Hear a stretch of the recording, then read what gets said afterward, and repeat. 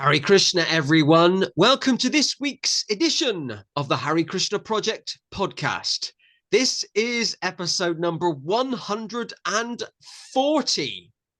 140. I don't know if 140 is a super spiritual number or it means anything, but 140 is quite an awesome number to get to. I'm very grateful to everyone who tunes in on a regular basis from all over the world, whether you're watching this on YouTube or Facebook. It's great to have you with us. Do not forget, if you're watching this on YouTube, to hit the subscribe button if you haven't hit it already, or if you're watching this on Facebook, to click like or follow on the Hare Krishna Project Facebook page, so you can be kept updated about future podcasts and video productions from the Hare Krishna Project. As you know, I love having a wide range of guests on this podcast, and episode 140 means that I've interviewed 140 people. I've persuaded 140 people to be interviewed by me. What an achievement. I think this week's episode is also another first, possibly, and we will find out why in a moment. Well, I think I know why it is. I'm absolutely delighted to welcome our guest this week. It's Makhancora Prabhu.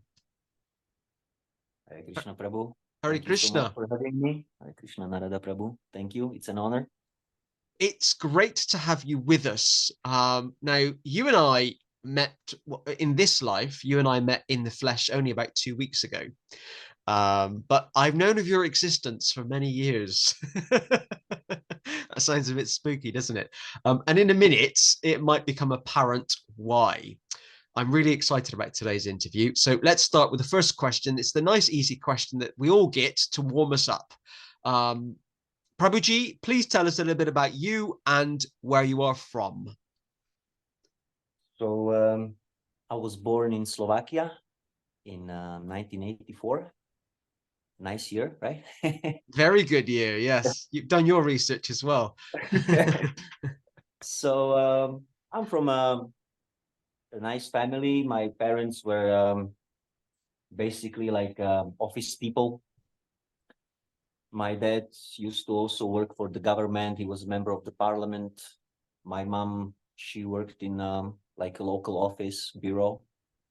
So we're like a middle class, a regular family. Nice. I had always nice. I had a nice upbringing. I was taken care of nicely by my parents. They were also religious. My mom would drag us all to church, you know. So this kind of a background. And yeah, then I just went to school like every other kid, and I finished my education with MA in psychology in Slovakia. Then I worked in a hospital, in a psychiatric department of a hospital as a psychologist. Wow. I dealt with addictions, depressions, anxiety disorders, schizophrenia, psychotics, and all that, diagnostics, kind of like an introductory therapy, groups, motivation, and like that. So maybe if you want to. Amazing. That's amazing.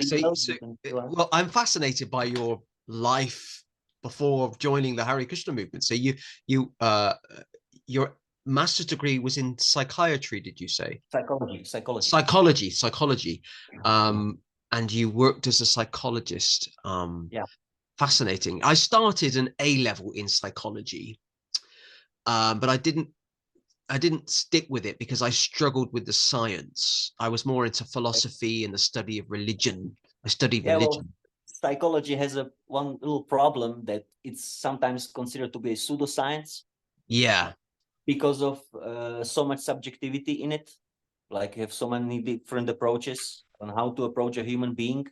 So there is no exactness. Like you have qualitative research or qualitative approach, narratives, and this is very highly subjective. So yeah, from the scientific point of view, you can make research, you can collect data from masses, some phenomenon. But when you go to a person, individual, there you have to be individual and you have to be personal. So Yeah. Yeah. It's a different type of science and how we Different. understand science in that way. Yes. It's not mechanistic, so much mechanistic, or it's very much, it's a different idea, Yeah. Yeah. introspection and Absolutely. all that. So you've talked about having a religious upbringing. You went to was it a Catholic church? Well, my mom was like a Roman Catholic. Okay. My dad is like a Greek Catholic. So we would go to both churches kind of, and I wouldn't say like religious upbringing.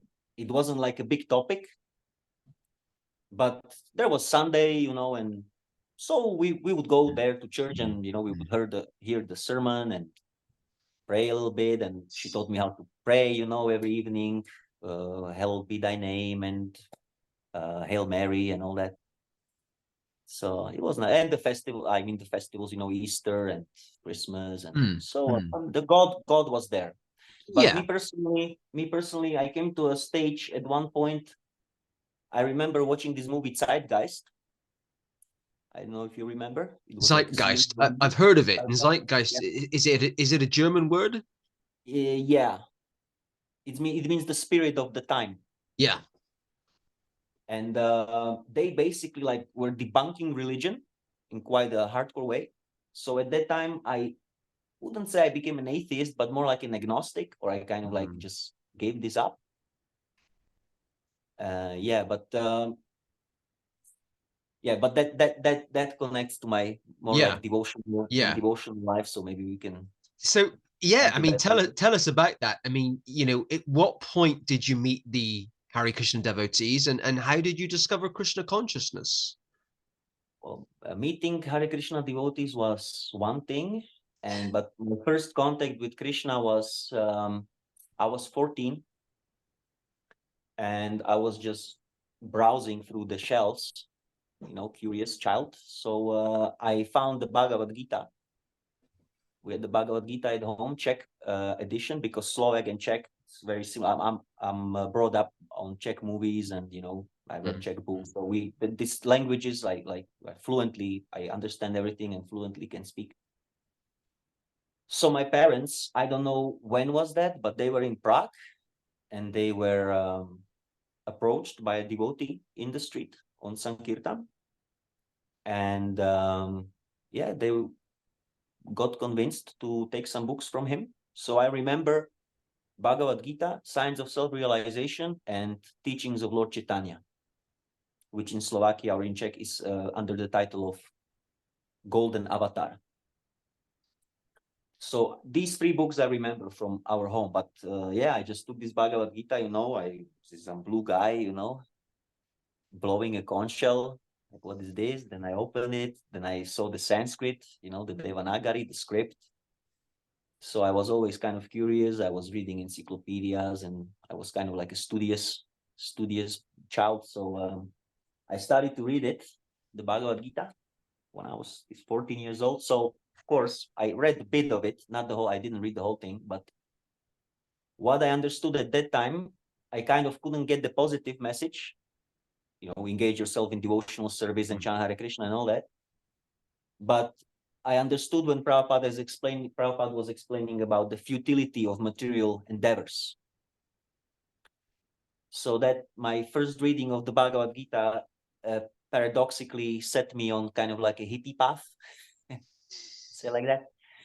I kind of was prone to reject like the advancement. That was the time, for example, when cell phones started to come.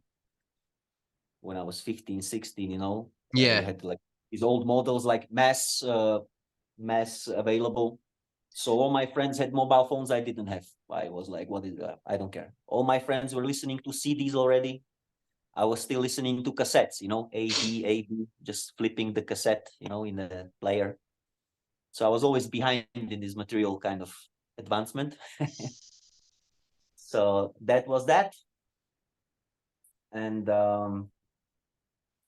then I went with my friend. I was 18 after the grammar school. I just finished grammar school, and I went with my friend, who later also became a devotee. we went for a hitchhiking trip to Estonia. Just like that. Let's go to Tallinn. Where is that? In Estonia. Okay. So we went hitchhiking, and we got to Tallinn, and yeah, he went to roam around a little. We had to take a little break from each other because we were getting the submarine disease. So he just went to roam around. I was throwing something in the street, and he came back and he says, we're invited for a lunch. I said, what lunch? He said, I made this Hare Krishna. And he gave me a sweet, and I wanted to give him my earring. And he said, what I'm going to do with your earring? And he said, so what can I do for you? You know? And he said, well, you can come with me to the temple and you can help me to clean. So he said, okay. So my friend went to the temple first. He said he washed the floor. He took a shower, washed the floor. First, you have to get yourself clean, then you can clean, right? And then they invited us for lunch. So he came to pick me up. We went there to the temple. So devotee served us prasadam. And one devotee he came to me, he was, trying to preach to me. And I said, oh, I read the Bhagavad Gita and this and that. So, okay. And there were some talks. I don't remember exactly. It's what now? Yeah, almost 20 years ago. It actually is 20 years ago. 22. Wow. So then I also asked, so what can we do for you? Because you gave us food, right? So I wanted to reciprocate.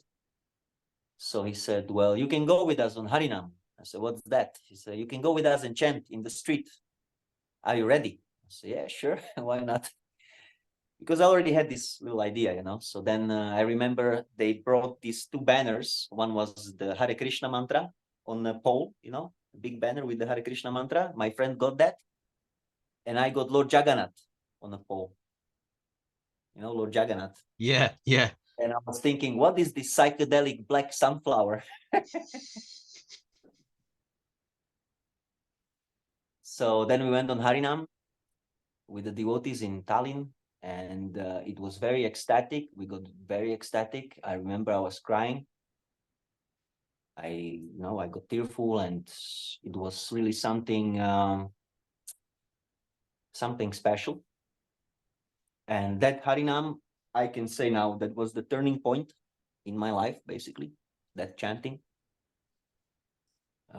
So yeah, then we came back. I went to school. I studied university. So I was just living the student life, you know what I mean? Yeah. So that was kind of, I didn't forget, but I had different interests.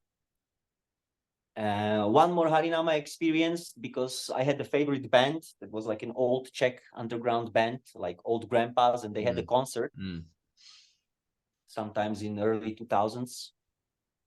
So again, I went with another friend to Prague, and we were just roaming the street, and there were devotees doing harinam.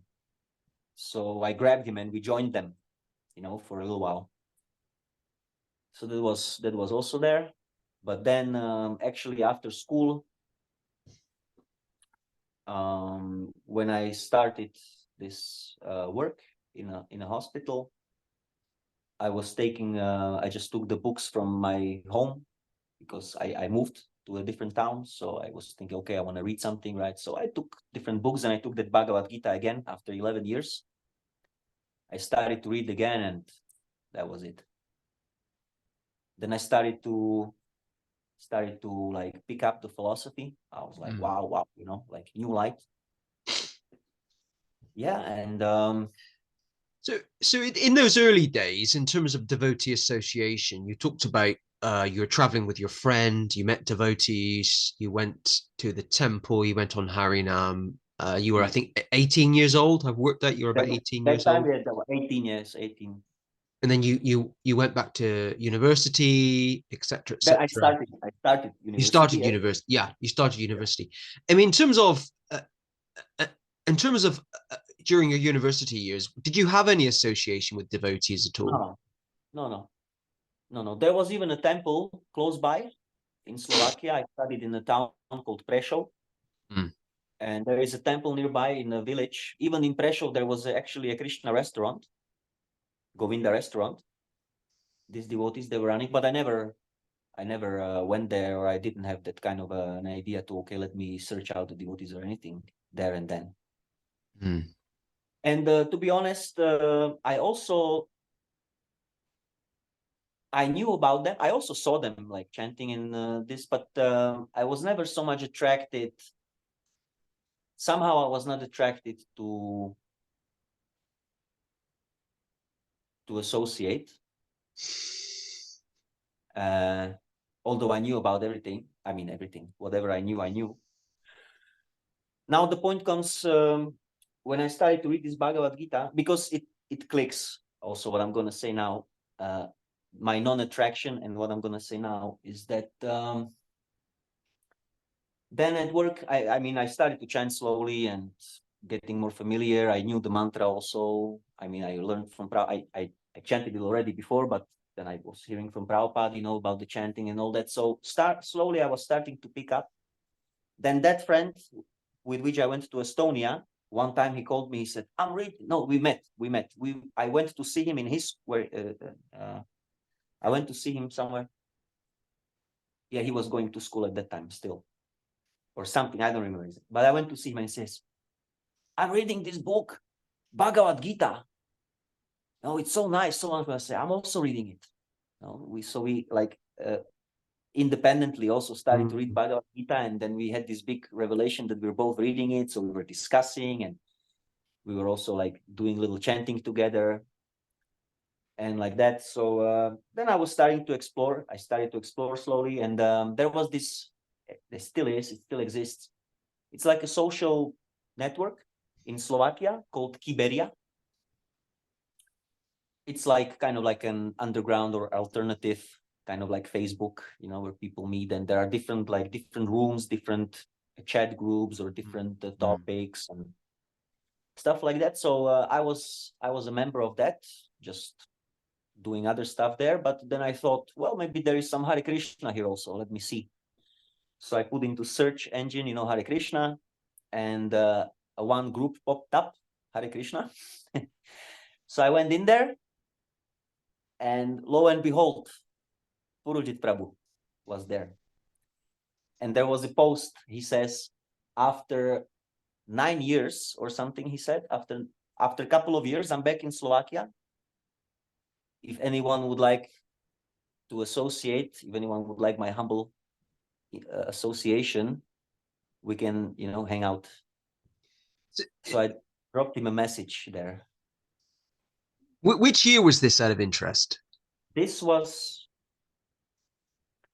2000 and okay, I'm gonna tell you exactly. 2008. Okay, 2008. That was fall 2008. I was just trying to work out whether it was pre-Facebook, and it wasn't, but it was when I think Facebook was created in 2006. For me, it was kind of pre-Facebook, because Yeah, I wasn't on Facebook, I think, at that time. Or if I was, I didn't really use it. Yeah. So I wrote to Purujit Prabhu, because he's from Slovakia also. And he was there by Krishna's arrangement. So I dropped him a message, and what I told him was that I'm very much interested in this Hare Krishna, but I don't feel inspired to associate with the devotees. Maybe because I saw like this, I kind of intuitively thought that in course of time, like what happened to Christians or what happened with any religion, I kind of thought that probably the same thing happened to the Hare Krishna movement, that as the generations progress, it's going to get diluted or something like that. That was my idea. So I told him that I'm not so much attracted by, to hang out with the, like the young devotees, but maybe I would like to meet some Prabhupada's disciples, like the original disciples, like, I don't know, Tamal Krishna or something. So then Purujit Prabhu told me about some discrepancies that was there in the movement that happened. And he told me that he's preaching independently. So yeah, that was also very attractive to me, because I came from this kind of like punk anarchist background, anti-establishment. So that was another hook. Yeah. So then we were talking. I remember the first time Purujit Prabhu called me on the phone. I was in a pub, drunk, with friends. But I went out and we were talking on the phone, and Prabhu was just preaching to me, and I was there, intoxicated. But we arranged the meeting in Bratislava. Unfortunately, that one didn't happen because of some technical issues. But then he came to see me. I was living in a village, in like an old house in some obscure village in the hills. I was traveling to work from there. So then he came with another friend, and he brought ladus, he brought kitri, he brought prasadam. I remember I was fasting the whole day that day because I knew, okay, devotees are coming with prasadam. I'm not going to eat anything. So Prabhu brought me prasadam. He brought me some books. We had a kirtan. And yes, he was preaching to me. So then we were in regular contact. He engaged me in service. I started to translate some articles from the Montreal website that Prabhu was running. I started to translate Prabhupada's books into Slovak. And yeah, so we were associating like that. He was always writing me emails. We were writing here back and forth. We were calling. Prabhu was preaching to me all the time. So that was very much encouraging, very inspiring. And so this was two that I'm just trying to piece it all together in my head. This was 2008, and I think 2000 and that first visit he came in 2009 in February. Okay. Yeah. Okay, and I think in a minute we'll talk a bit more about Purujit possibly because some of the viewers won't know who he is, but we'll make it clear in a moment. But Purujit, I think his story or his journey in Krishna consciousness started in 2004. I think. Yeah, very much earlier. Yes. So at that point, he had been preaching for 4 or 5 years in Canada. Yes, in Montreal. Before you both met. And what I'm already finding interesting about both of you. So I'm fascinated with the sociology of religion. So philosophy is interesting, but I'm more interested in people and why they do what they do. And what's interesting about both of you is neither of you ever joined ISKCON, the institution.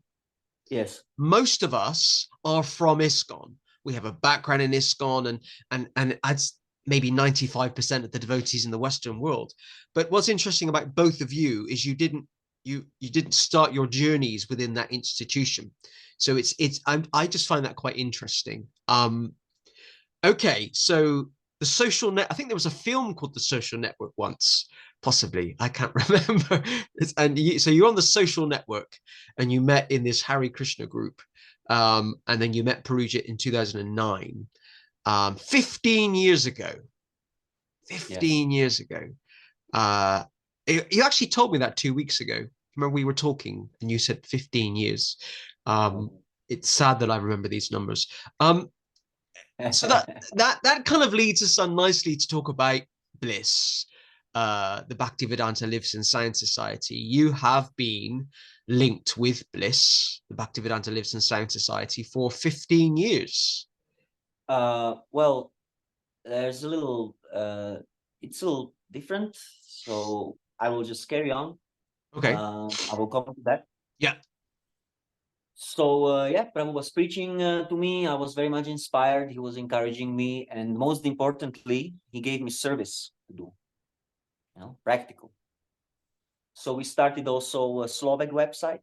So for that Slovak website, I started to translate articles, and I mentioned it already. Then in September, I mean, I was not following everything, right? But gradually I was giving up. I stopped drinking. I stopped smoking. I stopped doing ganja. And my girlfriend already left me at that time because I, didn't touch her for 3 months. Reading the Bhagavad Gita, I had better things to do. So, I was all kind of setting up.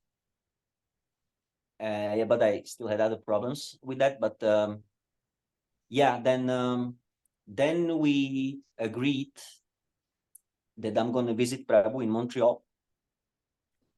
And he he was very like relaxed and liberal. He was not pushy or anything. He said, just come, you know, and we're gonna have a good time and like that. And but I just thought in my mind that okay, I'm going to the temple. I need to, you know, fix myself up, not to be a nonsense. So then I remember on the 1st of September, I decided, okay, I'm just gonna now chant 16 rounds and follow the 4x.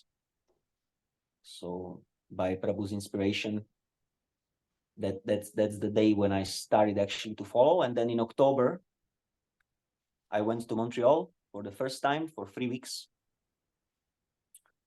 And yeah, so we were going together on harinam, book distribution. Prabhu was preaching, you know, we had classes and all that. Sadam. We recorded an album.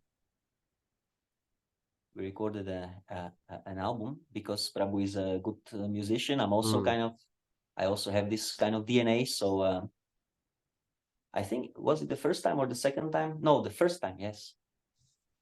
So then I went back to work, right? I was going on. And so this was going on till 2014.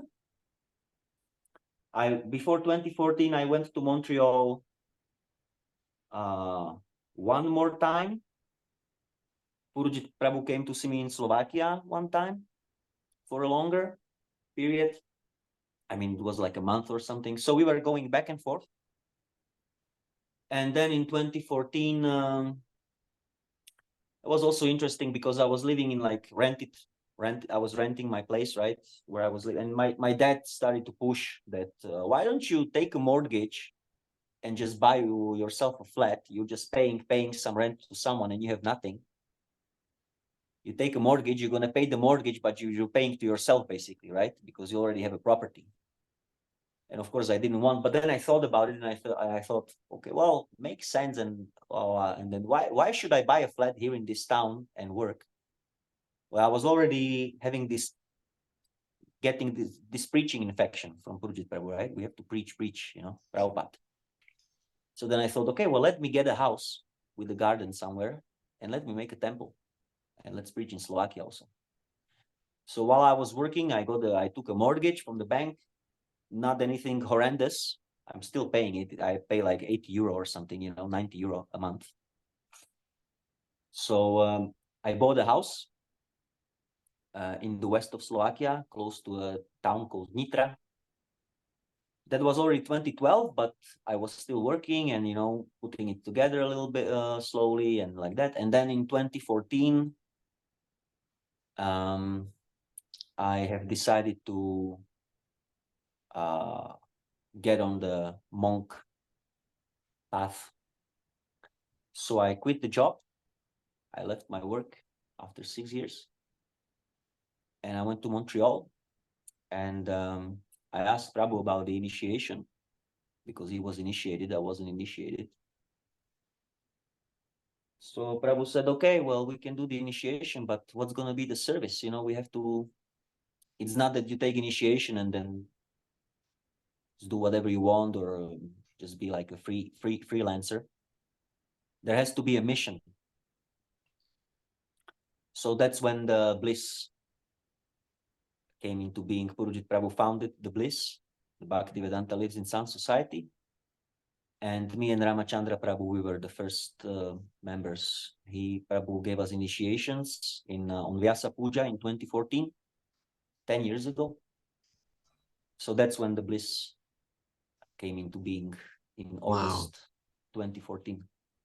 So we've just passed the 10th anniversary of BLISS. Yes. Wow. 10 years. And you're still you're still linked with the organization. I mean, we met at the Bliss Temple in South London 2 weeks ago. Yes. When I interviewed Makhancora Prabhu 4 years ago for my book, your name came up in conversation in terms of not just the history of Bliss, but Bliss now, and in terms of how you played a role in the kind of development of Bliss. So there's so many questions I have. I'm trying to kind of target it kind of chronologically, really, in terms of what I ask you. So 2014, did you then stayed in Canada? At some point, you moved back to Europe. Yes.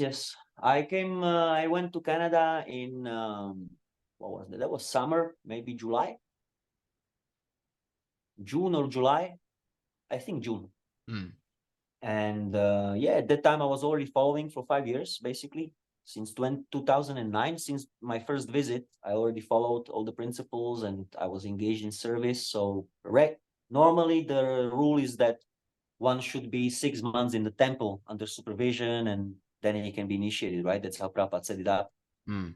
So, but there was a little, I don't know if leniency, but Purujit Prabhu already knew what I'm doing and how I'm doing, and he trusted me. So he gave us this initiation. Ramachandra Prabhu was already there for a while. And yeah, and then in October, I went back to Slovakia. And I went to that house and I started to set up the temple. We printed the books. We printed the Slovak book. I translated Ishopanishad, An Easy Journey to Other Planets, and a little booklet called Who is Crazy? Mm. Mm. So this was translated into Slovak. So we printed that. So I had books to distribute, and I just started the temple in Slovakia in 2014. And Prabhus were preaching in Montreal. I was in Slovakia.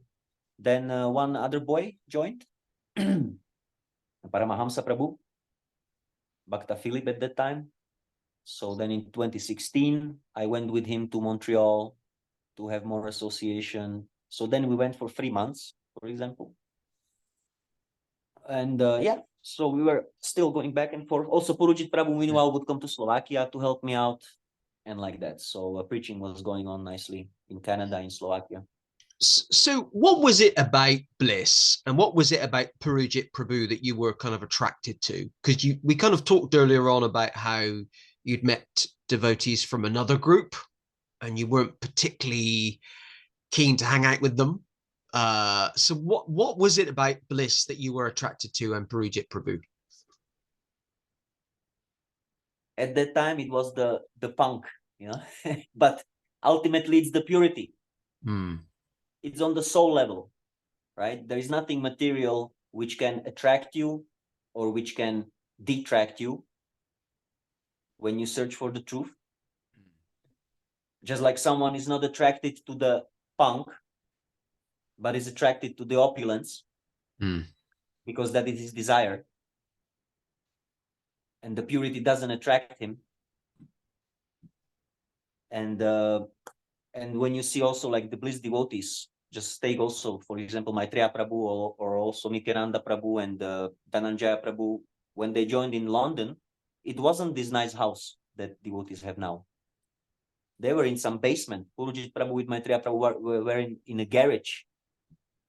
They were in the garage, and one day a landlord just came and said, okay, you have to move out immediately because this is illegal. Someone, snitched. Someone snitched that I'm housing people here in the garage. It's illegal. You have to move out immediately. Immediately. Right now. They had like 10 hours to pack and go in London. Then they were in a hotel.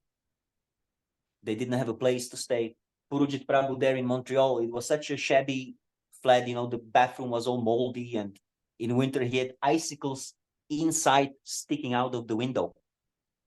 As the cold air was blowing through the holes in the window, horizontal icicles were forming inside of his flat. Okay, no, nothing. But Prabhupada was there. This I could sense because Prabhu, whenever he would talk to me, he would always support what he says with Prabhupada. Prabhupada's quotes, he would always stick to Prabhupada. And so specifically the attraction, I can't really say it was this or that, but I like the independence also.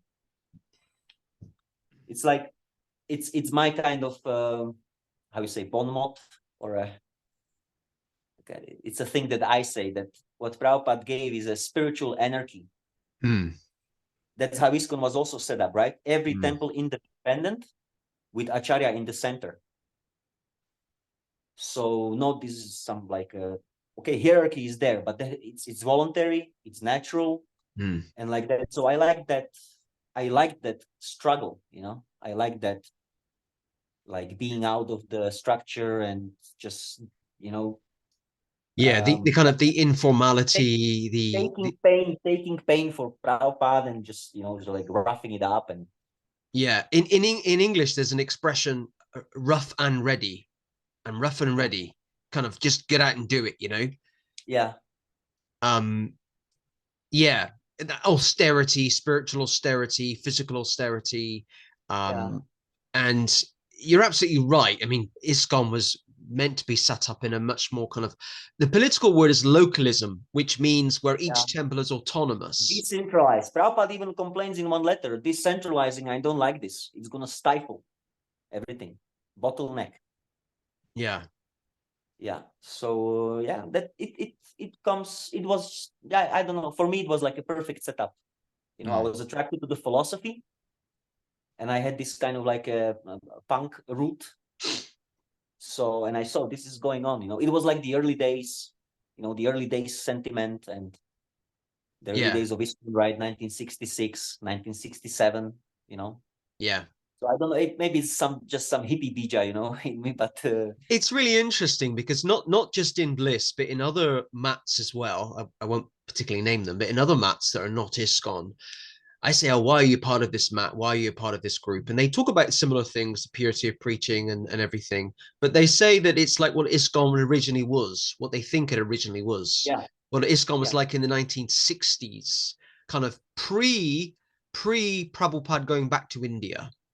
Was that 1970 when Well, Prabhupada first? Prabhupada went to India already in 1967 even, or very 67. early, very early Prabhupada went to India.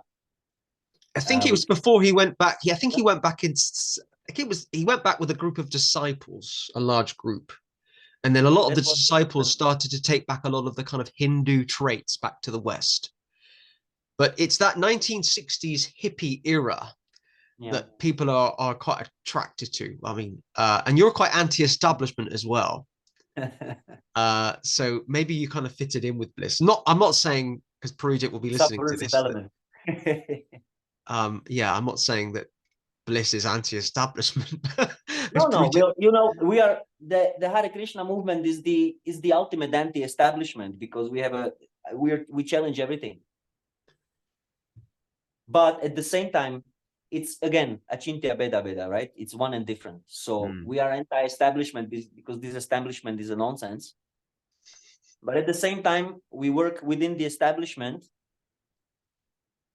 and the establishment can also be favorable to a certain extent, just like, let's say, like we have in the West, this so-called liberal democracy, like they let you do whatever you want. Of course, it's better than China or some other, you know, dictatorship. So that kind of establishment, okay, whatever, just let us do Sankirtan, and, you know, let people choose what they want to do. They want to chant Hare Krishna, let them chant Hare Krishna. That's okay. We don't need to make like a big the revolution is spiritual. And yeah, because, you know, there is Varnashram and all that. Like, we don't need to now revert the socio-economical system, you know, or whatever. But small pockets, even of Varnashram, you can create. So yeah, what is this establishment, you know? So of course we're anti-establishment, but we don't need to subvert the establishment in that way, you know? We just want to give people spiritual knowledge and the Krishna consciousness. And then, like, you can be Krishna conscious and still function within the society, you know, earn your livelihood, whatever. You can go to a farm, you can work. You're like, I work here, you know, I'm fully incorporated in the system. But my consciousness is somewhere else. I'm not attached to it, or I don't believe in it. I'm just, you know, making the best use of a bad bargain. So. Can I ask about, we kind of skipped over it, but I'd love to ask and maybe talk a bit about this. Can I ask about your initiation? Yes. 2014 in Canada. Tell us a bit about that. What happened? How did it work? Well, Purujit Prabhu is my guru. He taught me Krishna consciousness. He teaches me everything. He was initiated by Kapindra Swami Maharaj. Kapindra Swami Maharaj was initiated by Srila Prabhupada. So then Purujit Prabhu passes the initiation on. Mm. My spiritual master. Mm. And I'm trying to avoid using a particular word, but the style of initiation that Bliss uses, was that a particular style of initiation that you were attracted to compared to other groups? It's initiation, initiation is spiritual. Divya Gyan Kshapayati iti diksha. That means it's a process. It's not that you throw a banana in the fire and you're initiated, right? Some people think like this. I have to throw a banana, and after I throw a banana, I can do whatever damn nonsense. Yeah, I'm initiated. I'm such and such das, Prabhu. That's Prabhu. So it's not like that. It's a process that may take several lifetimes until we realize the transcendental knowledge. But then there is a formality of initiation, the fire yagya, and the vows and all that. So that was being performed, and the initiation is going on as much as the disciple desires. Right? You have to keep yourself initiated every day. You have to keep yourself initiated. You're right. It's a process, isn't it? It's an everyday decision to hear from your spiritual master and to follow his instructions. I mean, the word initiate literally means to start or to begin, to initiate something. Yes. And I think a lot of people forget that. There are different angles to look at it, right? Yeah. But the real meaning is the transmission of spiritual knowledge by which one detaches himself from material engagements and engages himself in spiritual activities. So when you see a person, let's say, reading Prabhupada's books, chanting Hare Krishna, giving up sinful activities, and in association of devotees, taking out devotional service, and you see when he speaks, you can see the progress of his realization, you can be sure that he's being initiated. And if you see someone with a big shika, with the coconut oil and a big tilak, and saffron, so you cannot even look at it, so neon shining, but he talks nonsense, then you understand he's not initiated, he's not a disciple when he speaks something against the guru. Okay, so this is there, the formality is there. The point of the formality is that also the whole point of the bliss, the Bhaktivedanta Lives in sound society, is that preaching must go on. Srila Prabhupada is a preacher. He established a preaching mission. How that preaching is going on, that's a subject of debate for the last 40 years since he disappeared from our mundane visions. But preaching must go on. So this initiation also is it's a vow. It's a commitment. Purujit Prabhu also, he's not going to give initiation to just anyone and everyone. Like, okay, someone calls him on the phone. Okay, Prabhu, I follow the 4 eggs. I chant 16 rounds for the last year. Can you give me initiation? No. You come here. You come to the temple. You associate with devotees. And when you want to take initiation in the bliss, you commit. You commit to the preaching mission. That's how devotees in bliss take initiations, to expand the bliss, to preach within that framework. That's also that's the purpose of the institution. Because when you want to preach, you have to cooperate. You have to have a hierarchy. You have to have a leader. You have to have a system. Okay, when the leader says do like this, you cannot now, okay, where everyone is friendly and everything, but we're no buddy, In the temple, when Purujit Prabhu says it's like this, do like this, everyone has to agree. Doesn't have to, right? You're a free man. But if you want to serve Prabhupada, then you're gonna agree. So this is how it works. This is how initiation works. The formality. It's a commitment to the preaching. And when you commit, you have to. It's a relationship. Just like you have a wife, or a wife takes a husband. It's not that she's gonna marry a man and then she's gonna go around and sleep with other men, right? Or kiss or whatever. So Yeah, because Purujit Prabhu, of course, we also, not that also, we hear, everyone hears from Prabhupada.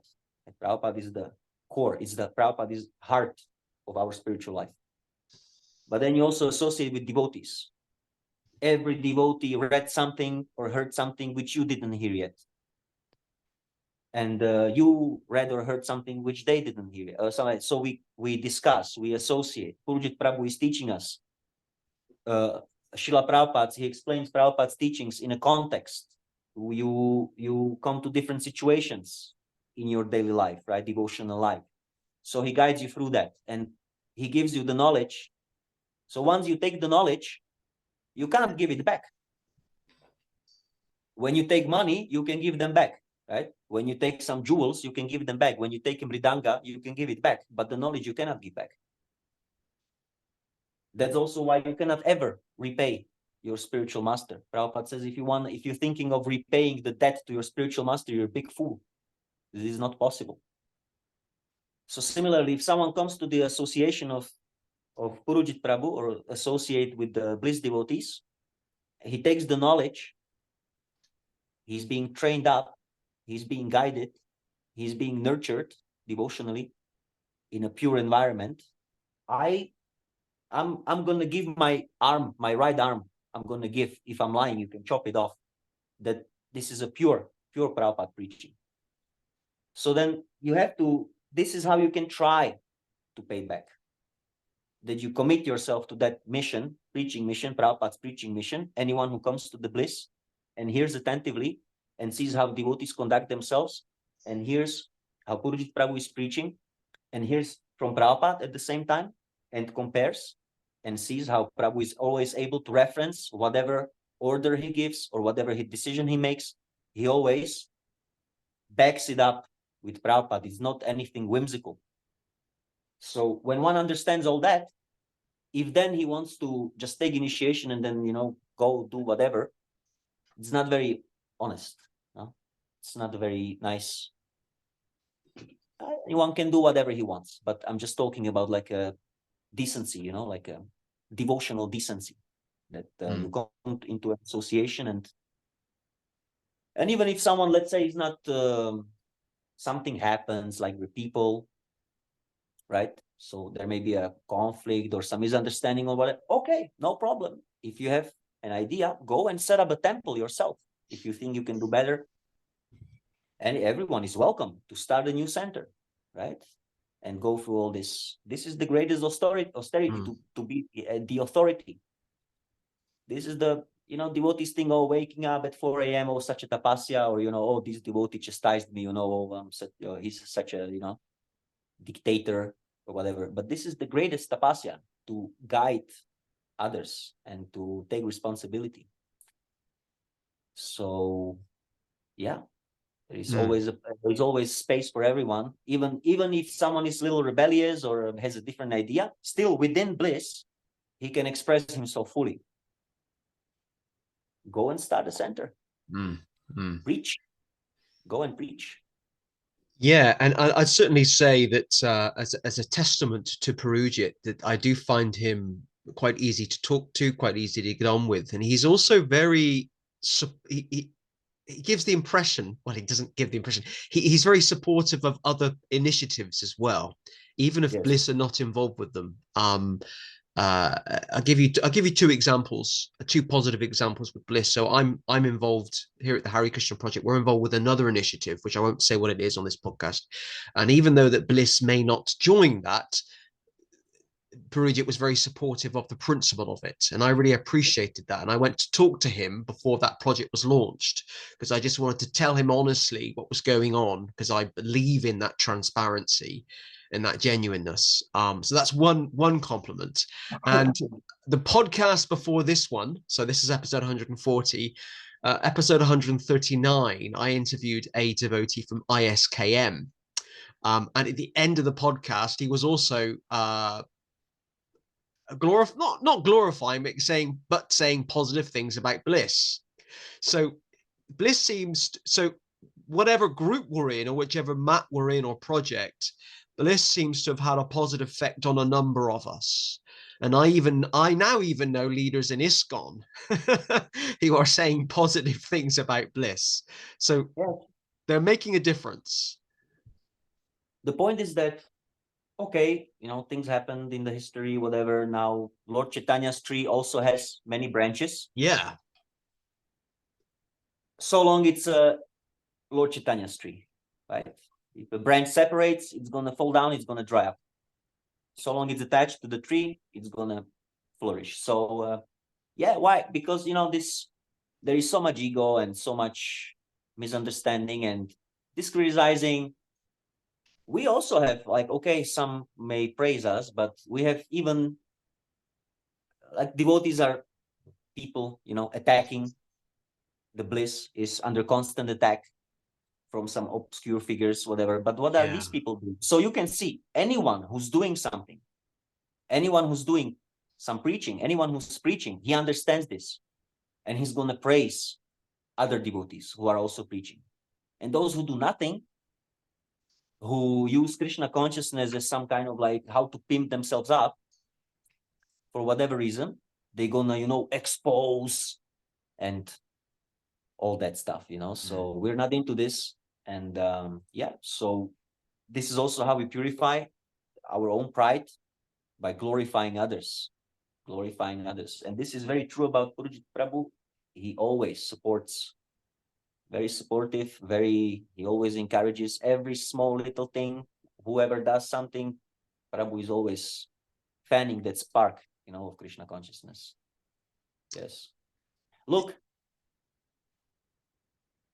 take a person, put him in the street, and let him build something like the bliss.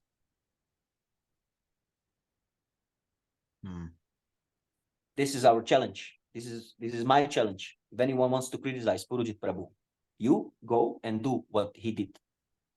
This setting up a temple, that's not the big thing. Anyone can rent a house. I even have a place here, in Switzerland. I have an altar here, little altar. I pay my rent.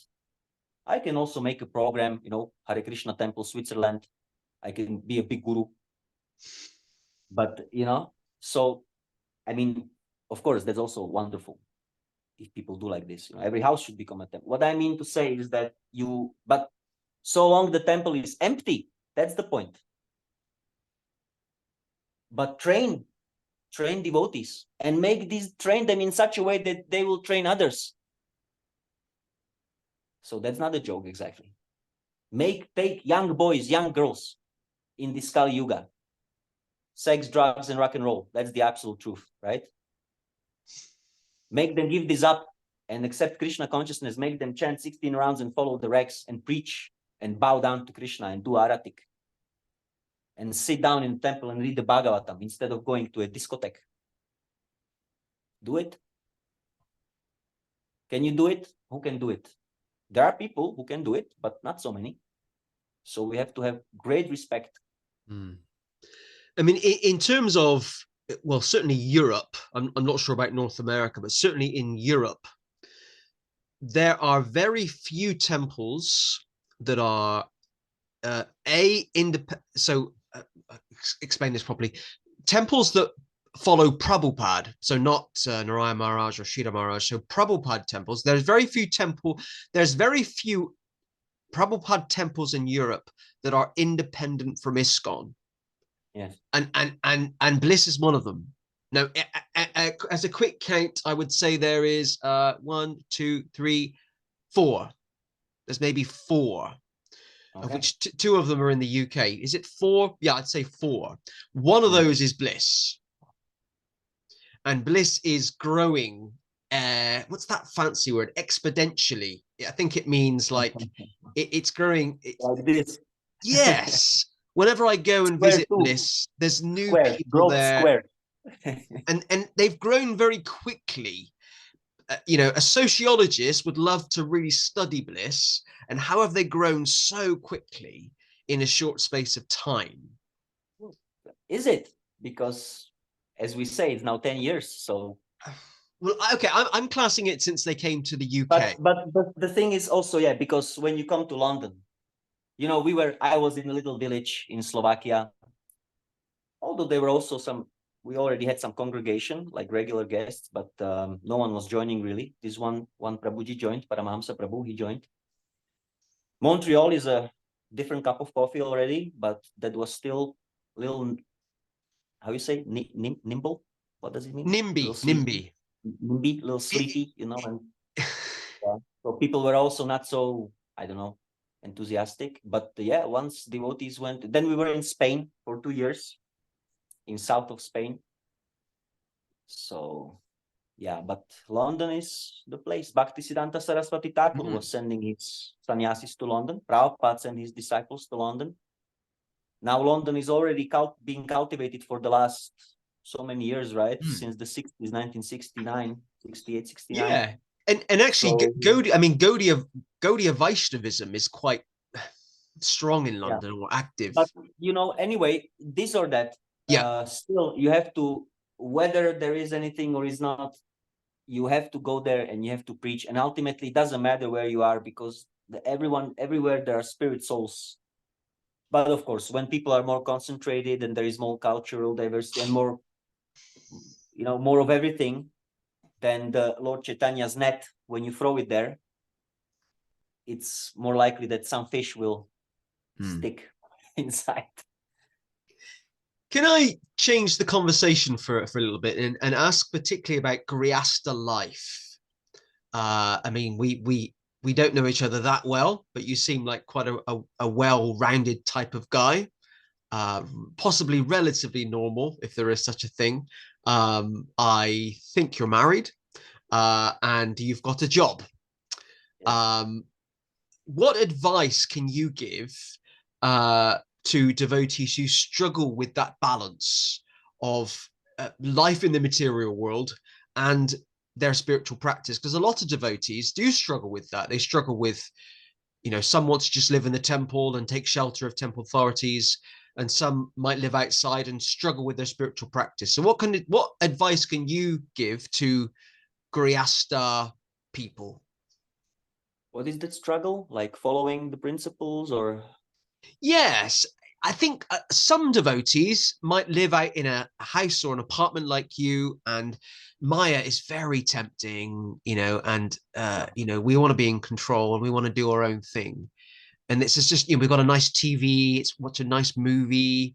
You know, what advice can you give to people living outside of temples who are working in the real world, is the figure of speech? What advice can you give them?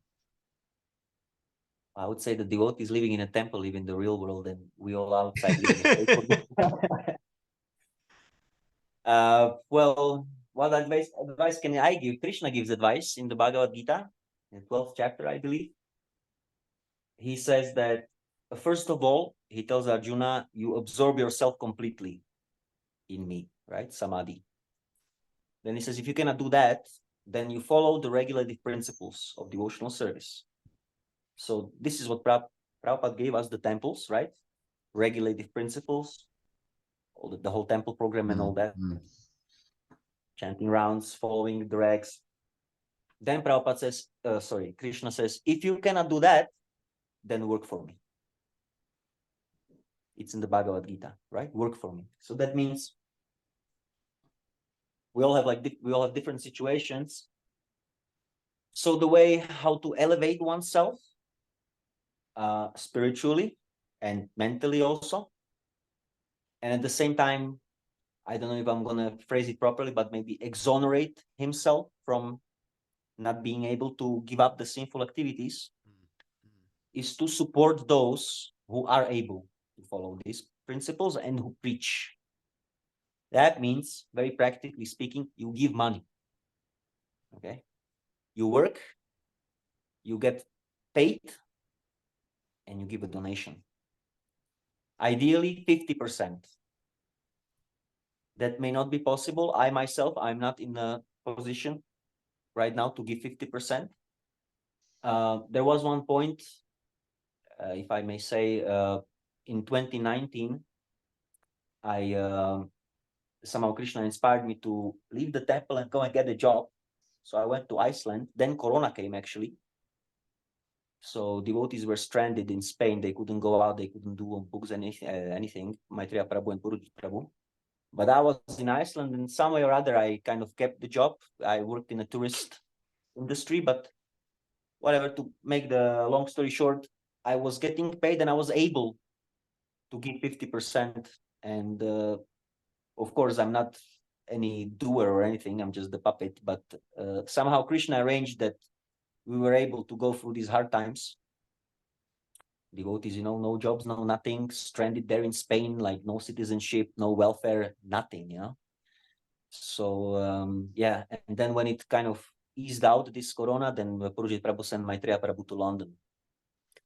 So at the time I was in Iceland, I was able to give 50%. Now I'm here in Switzerland, I'm not able, but still, whatever I'm able to give, I give.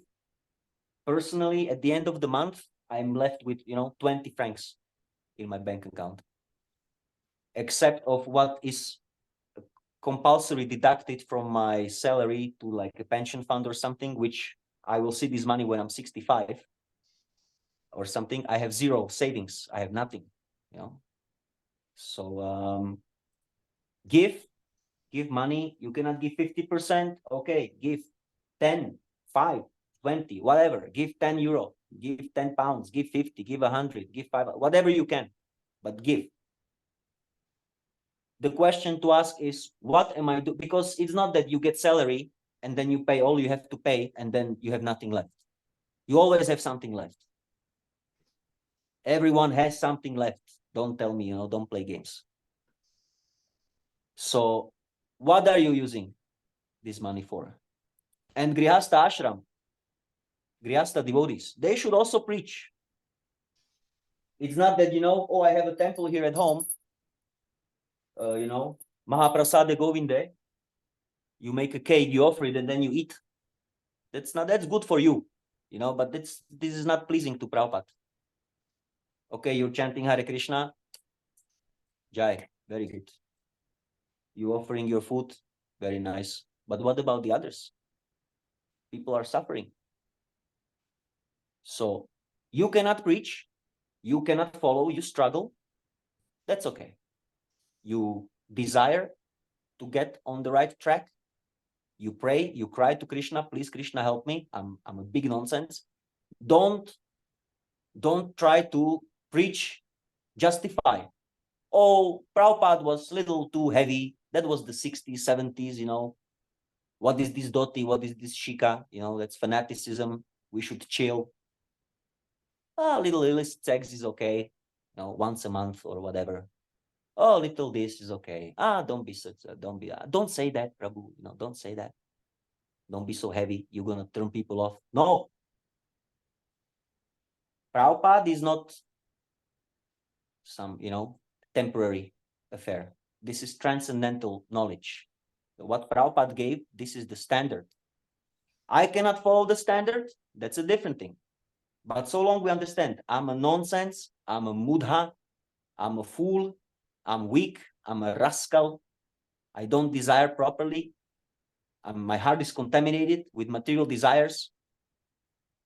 Let me not tell others what to do or not to do, but let me support those who are out there bold, preaching Krishna consciousness purely. This is going to elevate you. This will help you chant your rounds. This will help you follow the regs. This will help you to come to the platform. This karma yoga. Don't justify your own nonsense by preaching that the standard is now different because times have changed. Then you're a nonsense. Then there is no mercy. You can chant Hare Krishna, schnick, schnack, schnick, schnack, schnick, schnack, but that's not gonna save you. I'm not talking to you. I'm talking in general principle. Just so preaching to myself. So yeah, this is the way for those who struggle. Get a job. Don't be a fake. Also, like in a temple, you're in a temple and you have a problem. So try to fix it. And if you cannot fix it, it's okay. Get married and get a job and support. Support you have to give. So the question is what you do with this money that you're left with. Either you engage in devotional service or you gratify your senses. There is no other way. But this devotional service, as I said, this is not that at home you ring the bell. You have to preach. So if you cannot preach, you give to those who can preach. So Grihastha is a little concession for sense gratification, but not that, Actually, Grihasthas should live more. They should live more austerely than the brahmacharis in the temple. They should give everything to the brahmacharis. Here, take, and don't ask any questions. Not that I give money and then I say, oh, do this, do that, put Ganesha there, don't say this in your class, it's too heavy. And if you say no illicit sex, I'm going to withdraw my donation. That's not devotional service. People have this tendency, right? I'm giving money, now you're going to speak what I want. This is another rascaldom. You give money and no questions asked. And if you don't trust these devotees, then give to someone else or don't give. That's your business. But once you give, that's it. Charity in the mode of goodness, out of duty to a worthy person. Then you have charity in the mode of passion, right? Ostentatively, oh, look, I'm giving such a big donation. Oh. Or, regretting then, oh, I give donation to these nonsense people. And, and then charity in the mode of ignorance, giving to some, rascal to get high. So this is Krishna, what Krishna says, you work for me. May take a couple of lifetimes, but one never loses this money. What do you want to do with this money? What? Give. Krishna will take this way or that way. He's Hari. Krishna, Hari. The name Hari means one who takes away. So, either you turn them into stool by eating, or you're going to get implicated in some legal whatever. This money, they will go. So better you give them before they go in some other way, a nonsense way, you better give them to the devotees. And that will help you. You will feel purified. And your rounds will be sweeter. And your material desires will decrease gradually. I loved how I asked you for your advice on what we could share with people, and you gave us Krishna's advice, which was fantastic. Yes. That's how you do it. Yeah, exactly. And you remind us to read. I have no advice. I'm a fool, What can I advise I can give? But and you remind us to read Sastra and follow the example that Prabhupada set for us. Here, read, hear from Prabhupada, join the classes, associate with devotees, and help them. Now, for example, winter is coming. It's not going to be a joke to go on Sankirtan and distribute books. Devotees will also, they feel cold, they may fall sick. There is no shelter in the street. London weather, I don't know, winter, how it is there, but winter is always nasty. So please help anyone who sees this, who sympathizes with the BLISS, please contact. We have, maybe you're going to link some. I'll put the links to BLISS with this podcast, most definitely. Please contact the devotees. Help. We have to help. We have to help the preaching. This is Prabhupada's mission. This is how you're gonna invoke Prabhupada's mercy. It's not that you pay for it, right? You can as well just give everything up and go and preach. It's not that Prabhupada. It's like Kurukshetra, right? This movement of Lord Chaitanya, Sankirtan movement, every town and every village, that's already there. It happened. It's only time separates us from that. So just like Krishna told Arjuna in the Kurukshetra, here everyone is dead. No one is going home from here. But you become the instrument. So whether you give money or not give money, no one cares. Devotees don't care. Krishna doesn't care. Prabhupada doesn't care. That's for you. That's the mercy of the devotees that you can give them money. It's not your mercy on the devotees that I give you money. It's their mercy on you that they take your money. Okay? And I can tell you, Purujit Prabhu, I was in exactly that kind of situation. I was in Slovakia. Winter was coming. I was alone there. Purujit Prabhu was going back to Montreal. And I was having a little anxiety, about how I'm going to pay rent and everything. I didn't have any income already. Purujit Prabhu told me, you sit down and read the Bhagavatam. And everything, Krishna will take care of everything. But that's what I did. The whole winter I was reading the Bhagavatam. I didn't go out. Once I went for Christmas, before Christmas, I froze, like I felt the frost in my joints, It was so cold. But the whole winter I was just reading Bhagavatam, doing program, you know, Mangalarati, Guru Puja, reading, japa, something on the internet, preaching or whatever. And Krishna sent the money. So what is it? Yoga kshemam baham yaham. Krishna says in the Bhagavad Gita. To the devotees, I give them what they lack and I preserve what they have. Krishna says that. So don't be in this illusion that, oh, now devotees depend on me, or, oh, I'm giving now. That's the mercy of Srila Prabhupada and Krishna and the devotees, that it's so arranged that even if one is fallen or cannot follow or whatever, he can. And if you engage like that in devotional service, it's as good as directly preaching. If you support devotees on Sankirtan, it is as good as if you are there. Okay, so this is the advice. Support the preaching. Support the preaching. Give whatever you can. Sometimes we have, let's say, there is a BLISS, there is a class, right? There is 20 people watching. Can you imagine everyone gives a 50? Just once a month. 50 times 20 is how much? 1,000? Yes. That's half the rent already, almost. 50 pounds you cannot give? This is a nonsense. Okay, so anyone who's like, oh, no, the rascal them. You have to.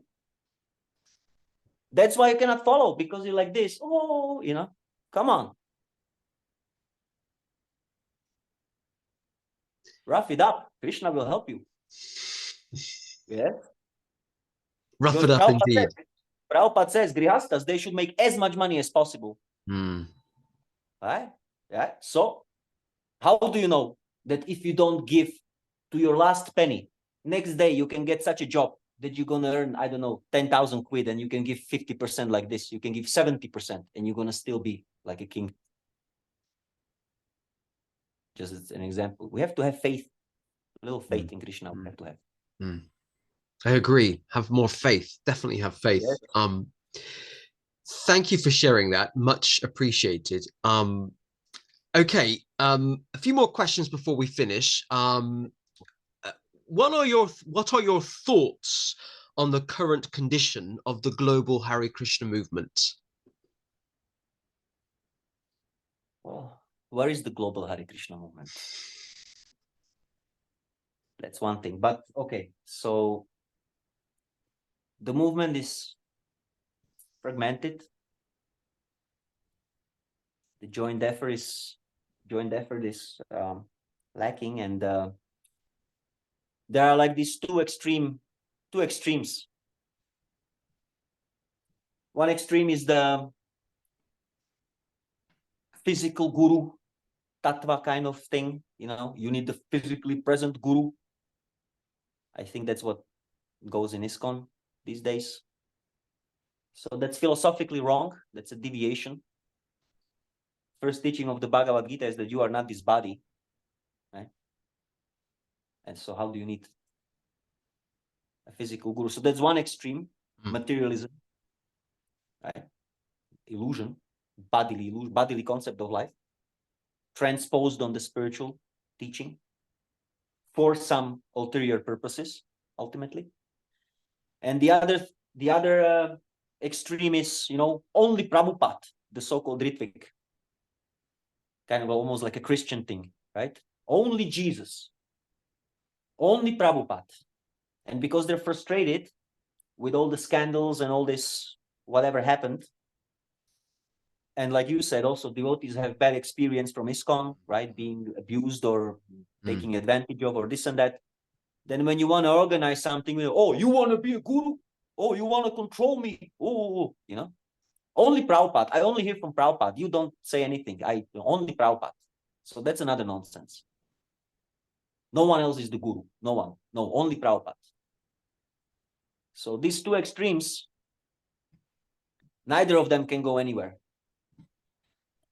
The Ritviks, for the last 40 years, they're arguing, criticizing, exposing, this and that. What they were able to achieve? Nothing. What is there? Nothing. Simply dirt on the internet. That's all. And the ISKCON, they, it's a big movement. But you asked me about the state of affairs. So look at their, these kirtan melas and all that. Professional kirtan bands, big dreadlocks, big beards, all beautiful boys, beautiful girls dancing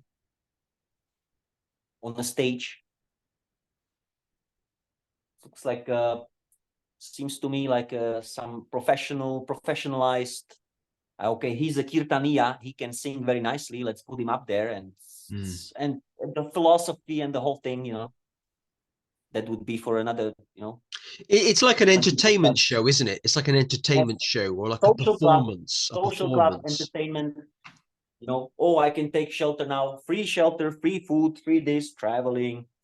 La la la, Prabhuji's, Mataji's, festivals. Okay, Jai, nice. But, Prabhupada is dead. Prabhupada had a heart attack. Prabhupada is an old man from India. He came here, they don't even know who is Prabhupada anymore, this new generation. What Prabhupada? What reading? They're reading autobiographies, of these people. He's still living, that rascal, and he writes a book about himself. How wonderful he is. And they're reading this. So, not this, not neti, okay? Neti, not this, not that. Now, what is it? Now the positive. We have to follow purely the acharyas. Prabhupada is the bona fide acharya. That's for sure. You cannot make a mistake. And then you have to associate with devotees and distinguish. You have to discriminate who speaks what. And associate with like-minded devotees who follow Prabhupada. And one may ask now, oh, but how do I know that, you have to be sincere yourself and pray to Krishna to give you a nice association. And when you come to that association, you have to commit and preach. Then the global Hare Krishna movement will again, Prabhupada says, I think Gargamuni Prabhu, he mentioned this. I wouldn't be able right now to supply a quote, but I think Gargamuni Prabhu, he mentioned that Prabhupada in the 70s, he said that if you're going to go on preaching like this, as it was going, in 25 years, there is going to be only one religion, Hare Krishna. All the others will be finished. And that didn't happen. Why it didn't happen? Because personal sense gratification. So it is our duty. Prabhupada is here. Prabhupada is alive. He's not dead. Anyone who says Prabhupada is dead, kick on his face immediately with iron boots. And and Prabhupada is not alone. He has his devotees, he has his disciples, he has his followers. So we have to associate, submit to more advanced devotees, follow their guidance and preach sincerely, without motive, without personal motive. I just want to say I loved your explanation of those two extremes then. I've not heard anyone explain it that way before. Okay. And I actually personally really appreciated that in terms of those two extremes. And I'm not sure if I should say this on the podcast. I very clearly understand your position now in that kind of center ground position, which is, I find that very useful. Yes, also this Guru Tattva, you have to accept the Guru. Diksha Guru, Shiksha Guru, this Shmiksha, whatever, doesn't matter. You have to accept an authority. Without this principle, these, Ritviks, they dismantle this. No one is only Prabhupada. And if you want to, because if you want to organize preaching, there has to be hierarchy. Someone has to submit, someone has to lead. But that doesn't work. Everyone is on his own, fighting. So that's why that camp is a nonsense. And the other, we already explained why. Okay. We've got a bit more time left, but I got one more question I want to put to you, and I often put this to most guests at the end because I like to end on a positive. How can we attract more Western people to Krishna consciousness? You know, it's I would say it's not so much about Western, Eastern. That's again a bodily designation. Of course, Prabhupada had a different strategy in the West and in India, for example. Right? In the West, you cannot just go and knock on the doors and, you know, give alms. So Prabhupada, he killed like 50 flies with one slap with the book distribution. Prabhupada genius, you know, book distribution. You distribute the knowledge, you collect donation like that. In India, I don't know, I'm not such an expert. Prabhupada had this membership program, life membership, and all that, that there's a different, the whole culture is differently set up. But, so of course, preaching in the West has its specifics, preaching in the East has its specifics. Now, what we see in the Western countries is this complete atomization, complete fragmentation of society. You know, everyone is locked in his cell phone. Everyone is, people are separated. They only talk online when they meet in the street. The kids now, they're not even able to express their emotion because they don't have the emoji, you know, they cannot just click somewhere. They have to like actually talk and express themselves. And everyone is very alone and lonely. Everyone is putting selfies, you know, how he's, you know, smiling, this and that. But behind the phone, when no one is looking, people are not so happy, lonely, alone, atomized. So we have to show that a man is a social animal, right? So again, comes to the preaching. So how to preach? How to attract, right? How to preach? We have to preach purely. No compromise. No compromise. This bridge preaching also, you know, oh, I don't even know what kind of techniques are involved, but you cannot hide Krishna from people. It's not that you hide Krishna, oh, this is, you know, yoga and kirtan and bhakti and love and, you know, transcendental divinity. And then, you know, okay, so they come for kirtan, they come to, you know, chant and dance and be happy. And then you pull out Krishna. Krishna is God, you surrender. You're a rascal, you're a fool. So they will run away. So you have to put that right from the beginning. Because again, why we're preaching? Why you're preaching? You don't want followers. We want followers for Krishna. We want followers for Prabhupada, but not any followers. We want pure followers. So you want to attract people, but what kind of people you want to attract? You want to attract sincere people. How do you attract sincere people? By pure message. Because when you're in a position of a preacher or a leader, if you attract nonsense people by promises of sense gratification in the name of spirituality, they're going to eat you. They're going to eat you alive. They're going to eat your soul. They're going to eat everything. They're going to destroy you. You're going to destroy them by misleading them, and they're going to destroy you by sucking your life, because that's what you promised them, that you're going to give them, sense grat. So what is the use of millions of nonsense followers? We're not interested. So we're interested in pure devotees. Humble, sincere, boys and girls, men, women, doesn't matter, old, young, West, East, Indian, English, Slovak, Slovenian, Spanish, we don't care. But we want to preach purely. So then when such a person hears the pure message, Krishna is God, you are not, you are eternally a servant of God, you have to accept the spiritual master, you have to give up sinful life, like this. Okay, not everyone may be able to do it immediately, but may be sympathetic, may aspire for that. This kind of followers we want. So there is nothing, again, no new advice.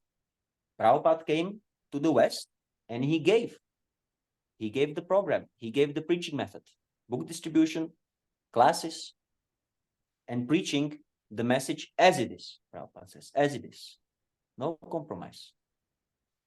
Of course, we do this. We should be loving, compassionate, understanding, liberal. Prabhupada says, be strict to yourself and liberal to others. Right? It's not, you cannot make someone follow by forcing him. He has to do it out of love. So you have to only inspire him by your own example. How to love Prabhupada, how to surrender to Prabhupada, how to serve devotees, you know, how to explain the philosophy nicely. So, okay, we can adjust a little bit the form you can adjust, but why even that? Sometimes devotees, they think that, you know, this dhoti and shika, you know, and shaven head, oh, that's too much. And this is, no, it's not too much. Perfect. It's perfect. You have to show, you know, also people in the street, they have to be able to see, oh, Hare Krishnas. Oh, they're the Hare Krishnas. Immediately he's chanting Hare Krishna. It's like a policeman, Hare Krishna, right? When you have a problem, someone is bothering you, you see a cop, he has a uniform, or you go immediately, help. So also, you have the real problem, you know, the material existence, you're completely finished, you don't know what to do, you want to kill yourself, whatever, you have enough. And then you see Hare Krishna. Oh, let me go and ask this guy. I didn't try this yet. And then he hears from you, Krishna is God, not you. You're trying to gratify your senses your whole life. And this is the result. You're messed up. Now you surrender. Bow down to Krishna. Rascal. Yes, and they will be very happy. This is the medicine, bitter medicine. But you know, a person with jaundice, you give him a candy, he tastes bitter. But candy is the only medicine. So he goes on chewing this bitter candy. It gradually becomes, and ultimately, when he's cured, he tastes the sweetness. So again, we in the Bhaktivedanta Lives in Sound Society, the BLISS, this is our understanding. And you can see the devotees, they are like this. When you hear the classes, when you hear Purujit Prabhu, Dhananjaya Prabhu, Nityananda Prabhu, Daivi Shakti Mataji, Daivi Shakti Mataji immediately, this is wrong, this is very bad, you're a nonsense. You know, all the devotees, they speak like this. Prabhupada speaks like this. Okay, and they're there. Yes, we are the Hare Krishnas. Krishna is God, like this. And then when someone comes, 50% is already like secured, because, you know, okay, this person is coming because he must have some attraction for that. You know, you know where I'm going? I don't know if I can express myself properly. Yeah. But yeah. Of course, you can still have motivated people who will come despite all of that, and they're going to try to take advantage in some other way. But yeah, this, unless you want to get in trouble, one has to just preach purely. That will protect you from so much problems. If you are serious. If you're not serious, then you can preach whatever, you know, Hare Krishna, Hare Rama, let's take prasadam, yes, and, you know, hodgepodge, whatever. And people are, okay, I'm so spiritual, you know, okay, yes, little semblance, little shadow of Krishna consciousness is there. Some bhakti. What is this bhakti? If you read Prabhupada's books, Prabhupada doesn't say bhakti. What does he say? Oh, you're asking me? Devotion, Devotional yeah. service. Devotional service, yes. Not devotion. Devotional service. No bhakti, no devotion. Yes, he did it. Devotional service. You have to act, you have to surrender, and you have to serve the spiritual master. This, you have to preach this. Otherwise, it's going to be all bhakti and, you know, hippie stuff again, sex cult. Devotional service, yes. I remember when my story is similar to yours, but not the same. I met devotees in 2004, and I remember hearing that term, devotional service. And I remember thinking about it quite powerfully. Devotional service, yeah. Very important. Yeah. But now they speak about bhakti. I have so much bhakti. Oh, devotion.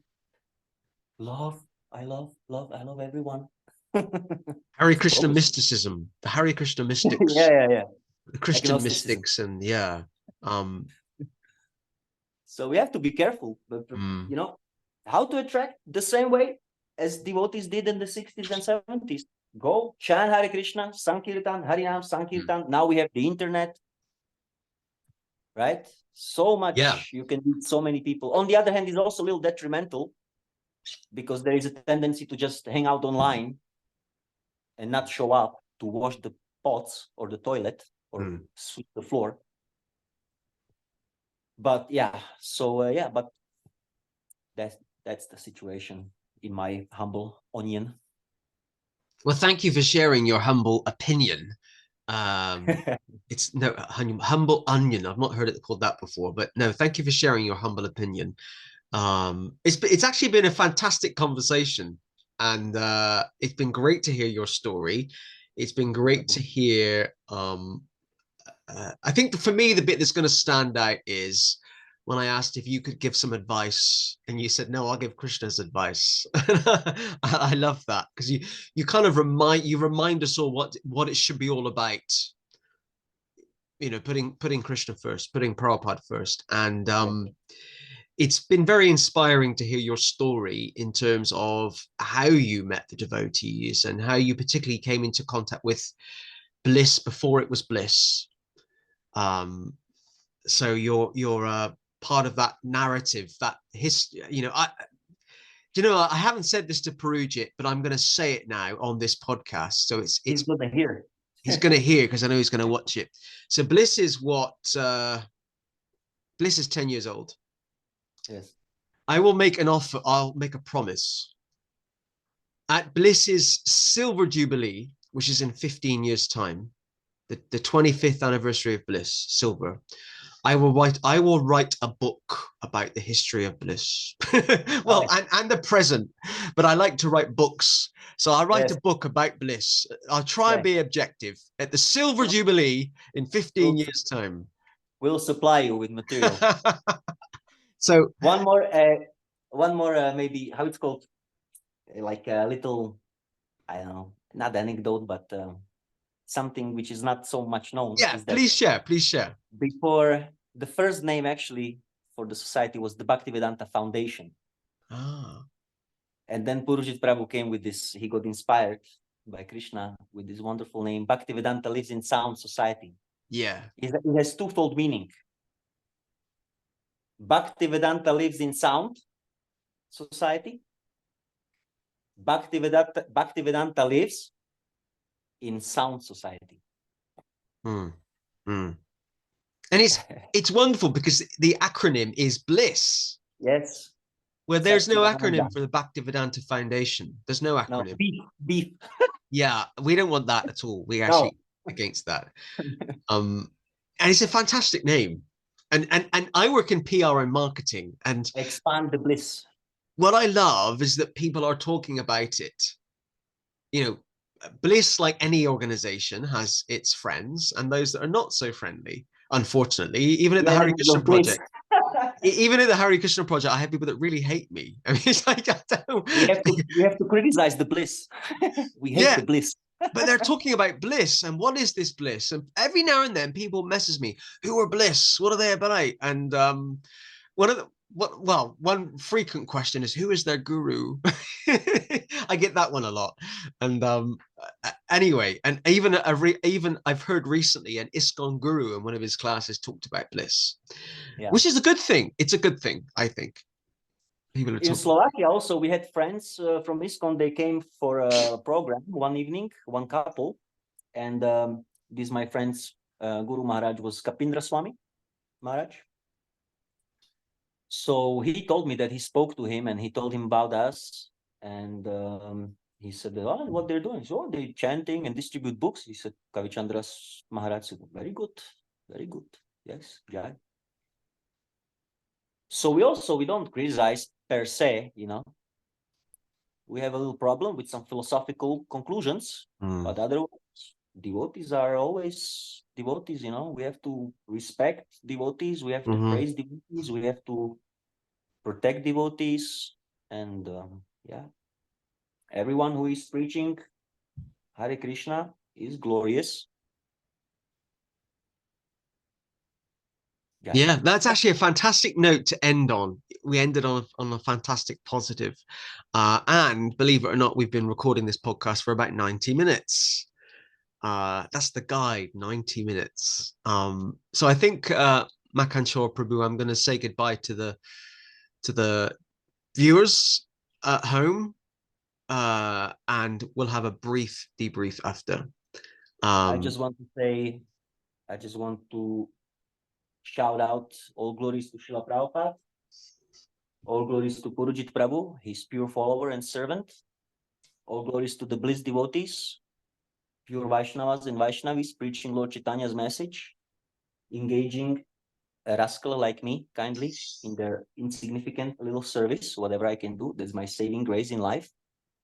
And I just want to encourage everyone who thinks about it or who feels sympathy or some attraction to contact the devotees, join the classes, and support them, engage in devotional service.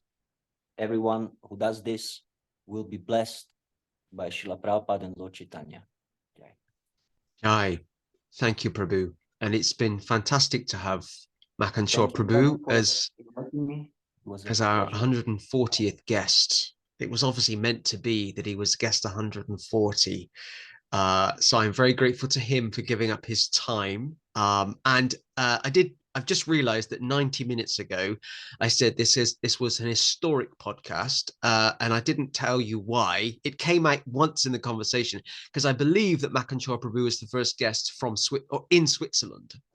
I think. I don't think I've interviewed anyone else in Switzerland. Like, not that I can remember every single guest, but I think you're the first guest in Switzerland. So which is a neutral country, officially neutral.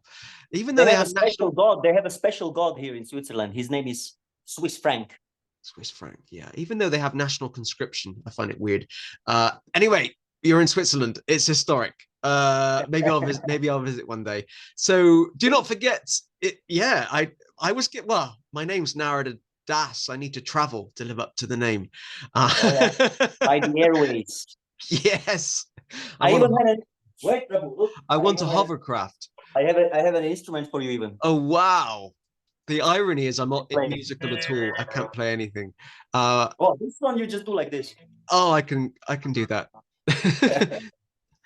So a big thank you to Makhancora Prabhu for being our 140th guest on the Hare Krishna Project podcast. Do not forget, if you're watching this on YouTube, if you haven't already, to hit the subscribe button. And if you're watching this on Facebook, to like or follow the Hare Krishna Project Facebook page. So you can be kept updated about future episodes of the Hare Krishna Project podcasts, and to keep updated about what we're doing here at the Hare Krishna Project. As you know, we don't just produce these podcasts, we do book distribution, we do school visits, we do public talks, all those things that are important. And I say I love savor. I love being busy, sharing Krishna consciousness with others. I've always been a busy person. I like to be busy. So let's be busy for Srila Prabhupada. Okay, that was it. Episode 140. Until next week, I'll see you all soon. Thank you. Hare Krishna. Hare Krishna.